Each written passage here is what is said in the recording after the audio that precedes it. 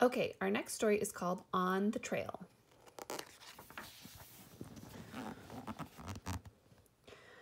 As the sun slipped behind the mountain, Little Rock roused the group. It's wake up time. We have to find Grandpappy. He reminded them that there were only 2 days left of autumn. Little Rock was determined to earn his tracking crystal and participate in the crystal ceremony with the other level 1 trolls.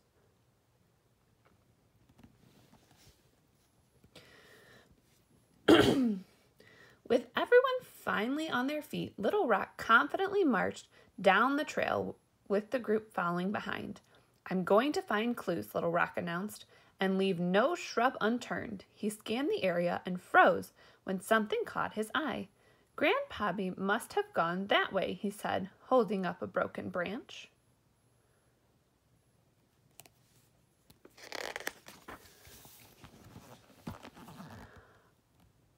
Olaf rushed over. Arms, he shouted. I wondered where I left you.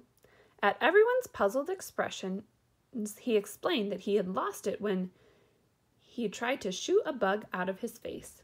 Kristoff noticed Little Rock's look of disappointment and reminded him that everyone makes mistakes, and imagined how Olaf would have felt if he left his arms up on the mountain forever. Little Rock brightened. Glad I could help.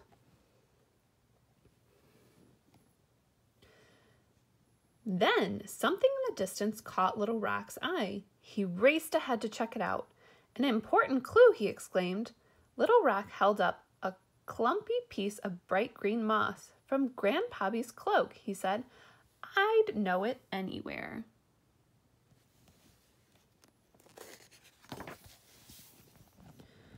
Ooh, I have a clue too, said Olaf, holding up his moss-covered foot. Elsa pointed out the thick patch of soft green plants scattered all over. It's possible that it's just moss. Little Rock looked around and saw Elsa was right. He sighed. This isn't from Grandpappy's cloak. As they walked further up the mountain, the snow appeared on the path. Anna and Kristoff discovered what they thought were troll footprints just off the trail. They called Little Rock over, but he wasn't busy inspecting some other prints he'd found. I think I have a real clue over here, he shouted.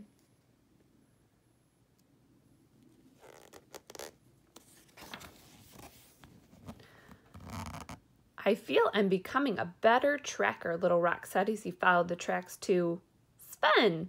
Little Rock was starting to feel discouraged. It took Anna a while to convince Little Rock to cheer up and check out the tracks she and Kristoff had found. Those are Grandpappy's footprints, he declared. They followed the prints higher and higher up the mountain, but when they made it to the very top, the tracks stopped. Then they looked up and saw a dark cloud in the sky, getting bigger by the second. It started to snow.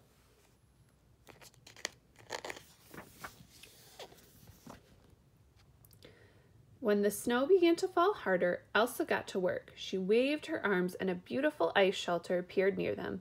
They hurried to gather inside the magical ice dome.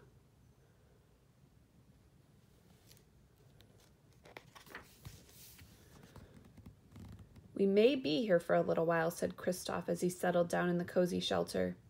How about a story, said Little Rock. Anyone have one to share? Olaf raised his twig arms excitedly.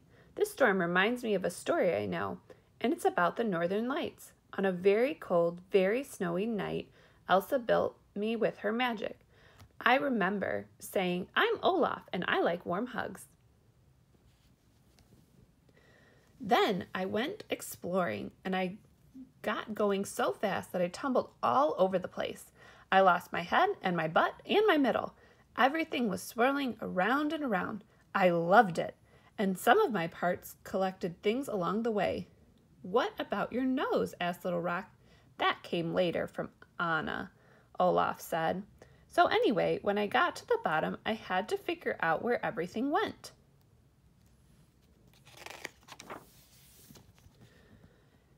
And when I was putting my final part in the right place, bright lights suddenly appeared in the sky.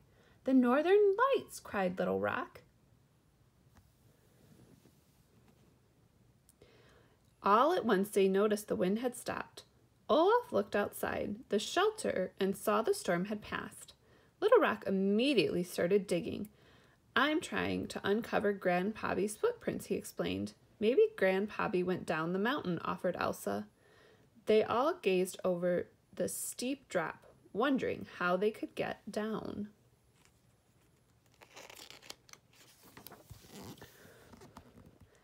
Little Rock grinned when he had an idea. "Remember your story, Olaf? Maybe we could do that." Olaf nodded. Then he leapt over the side and began tumbling down. Little Rock rolled into a ball and followed him.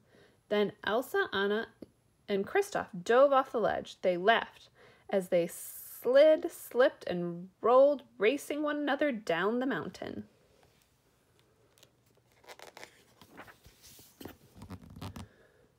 When they reached the bottom, Little Rock thanked Olaf for giving him the idea from his story. "Olaf," he said, "you deserve to carry my snow crystal." Kristoff smiled proudly at Little Rock. "That was very observant of you, Little Rock," he said. "You realized that Olaf's story was an effective way to get down the steep mountain." Little Rock grinned. He knew he was ready for whatever came next. The end.